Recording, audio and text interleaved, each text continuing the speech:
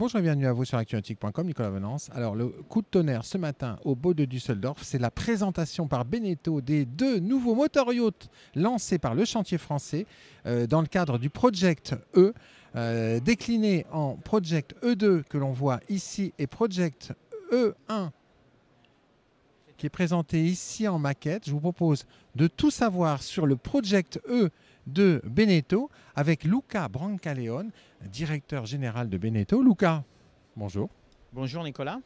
Alors Luca, ce Boat 2020, c'est une nouvelle ère qui s'ouvre chez Beneteau puisque vous rentrez de plein pied avec la marque Beneteau sur le marché des motor yachts.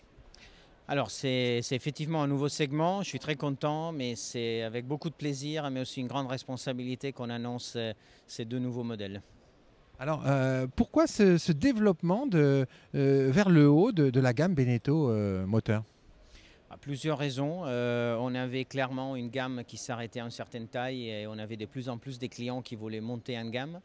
Je pense qu'on a toute la connaissance, les skills et à niveau de production et à niveau des ADN et à niveau des know-how pour monter en gamme. Et on a déjà plusieurs clients qui nous demandent, surtout sur les premiers projets, les E1, de pouvoir monter sur des tailles un peu plus importantes. Et là, surtout, on a vraiment visé des bateaux où on a compacté dans la taille des volumes beaucoup plus grands qui normalement appartiennent à des bateaux de beaucoup plus grande taille. Et donc, on se sent vraiment en capacité de mettre sur les marchés des produits avec un prix concurrentiel, mais avec surtout des atouts, des features, des qualités qui ne sont pas encore là dans les marchés. C'est difficile d'être innovant aujourd'hui dans les nautismes, mais on essaye vraiment à grande force de l'être. Alors quelles étaient les trois attentes clients auxquelles vous avez souhaité répondre avec ces deux modèles? Alors c'est vrai qu'on s'est aperçu qu'aujourd'hui les luxes, les vrais luxes, c'est prendre le temps, déconnecter, c'est prendre vraiment les temps pour soi-même. Et les luxes, c'est aussi avoir plus d'espace, plus de confort, vivre cette expérience, l'user experience dont tout le monde parle. Et là, vraiment, on voulait donner des outils vraiment pour que les clients puissent vraiment en bénéficier complètement. Alors ce sont deux modèles à carène à déplacement. Alors oui, c'est deux carènes full displacement, 18 mètres et 22 mètres. Donc on rentre vraiment dans une catégorie nouvelle pour Beneteau, mais pas pour les groupes. Raison pour laquelle, voilà, même à niveau de production, on savait bien d'avoir la capacité pour le faire et la connaissance. Et c'est bien la raison pour laquelle on a choisi d'aller construire ces bateaux en Italie, où on fabrique déjà des bateaux de plus haute gamme. Oui, vous avez un chantier dédié au super yacht, Monte Carlo Yacht. Ben exactement, donc il faut bien en bénéficier. Et c'est aussi la force du groupe d'avoir cette capacité de production qui se décline dans plusieurs directions. Alors si on s'intéresse maintenant au premier des deux projets, E1, qui sera d'ailleurs dévoilé et présenté dans un an tout juste au Boat de Düsseldorf, il se présente comment le E1, dont on connaîtra le nom en fin de semaine? Alors oui, on n'a pas dévoilé les noms définitifs du bateau. Ce sont en tout cas deux bateaux dédiés au long range, à des croisières, à des expériences de vie inoubliables. Beaucoup de volume, très attention au layout interne, un clin d'œil vers le charter exclusif de haut de gamme, une terrasse sur l'eau à l'arrière qui est différente de ceux qu'on trouve aujourd'hui sur des bateaux des tailles similaires. Et donc plusieurs atouts sur ces bateaux en fly énorme. Un peu de customisation quand même parce qu'on rentre sur des bateaux d'une taille où les clients a besoin de pouvoir faire les bateaux un peu plus à son image, donc qu'il aime personnaliser un peu plus. Donc des bateaux qui répondent, je dirais, aussi à la demande de plusieurs marchés parce qu'on a quand même une distribution globale. Et donc ces deux bateaux qui nous permettent aussi de distribuer, de vendre ces bateaux dans tous les marchés où on est déjà présent aujourd'hui. Alors là, on avait le E1.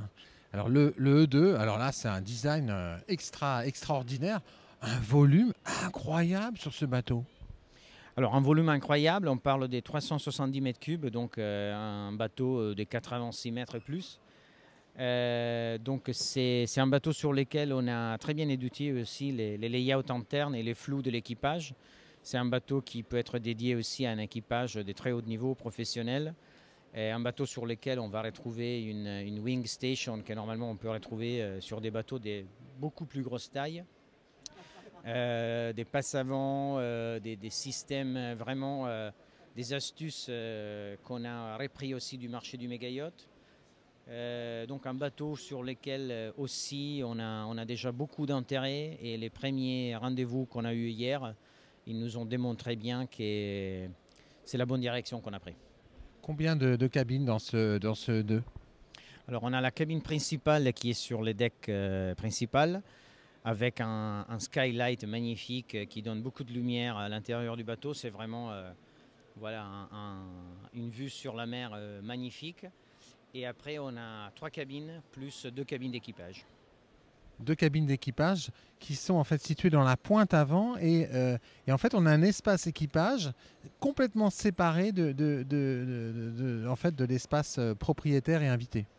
Comme je le disais, voilà, grâce aussi à l'expérience des partenaires qu'on a dans ce projet, Nauta Design, Amedeo Migal et MICAD pour la partie d'architecture navale, et aussi notre responsable marketing moteur, Robert Schaffer, qui a une expérience très importante dans le monde du bateau moteur.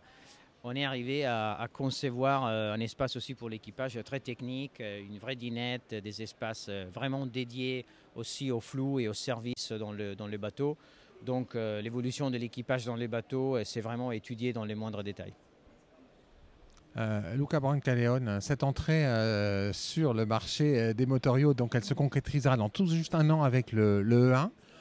Les premiers retours, parce que j'imagine que c'est un petit coup de tonnerre quand même. Alors les premiers retours sont très intéressants. On a eu des retours qui nous donnent beaucoup de confiance pour la suite du projet. Pas mal des clients déjà hier assez intéressés, et aussi voilà, sur le côté hybride, sur le côté électrique, on a pas mal de demandes aussi dans cette direction. Ouais, sachant que c'est des bateaux qui, dans leur version diesel, vont naviguer, on va dire, entre 10 et 20 nœuds maximum, ce qui est quand même pas mal, 20 nœuds pour une coque à déplacement. Mais à 10 nœuds, la consommation va être hyper réduite. Ben oui, on a en tout cas voilà, 35% d'économie vis-à-vis d'une coque planante même taille. Donc c'est très très important. On a des autonomies de voyage très importantes. Donc vraiment, voilà, la promesse, c'est celle de donner la possibilité de faire des longues expéditions, des longues cruises. Donc ça, c'est ce qu'on va maintenir avec ces bateaux. Rendre accessible le grand voyage aux plaisanciers. Ben oui, c'est pour ça aussi qu'on étudie des formes et des distributions un peu différentes, parce que la consommation de ce type d'expérience, on va la proposer aussi avec des déclinaisons qui ne sont pas vraiment à disposition aujourd'hui sur le marché. On en saura plus d'ici quelques temps sur ActuNautique. Merci beaucoup, Luca. Merci Nicolas, et merci à tout le monde. Voilà, et puis je ne résiste pas au plaisir de partager avec vous quelques images de ces projects E2 et E1 de Beneteau qui constituent le coup de tonnerre sur ce boat de Düsseldorf 2020. À très bientôt sur actunautique.com.